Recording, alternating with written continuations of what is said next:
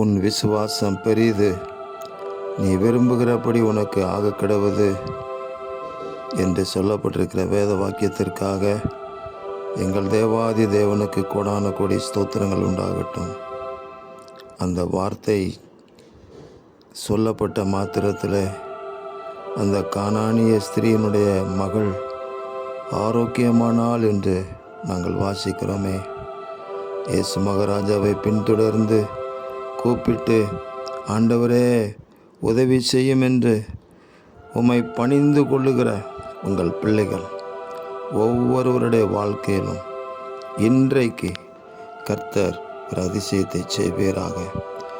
மன விருப்பங்களை நிறைவேற்றி கொடுப்பீராக.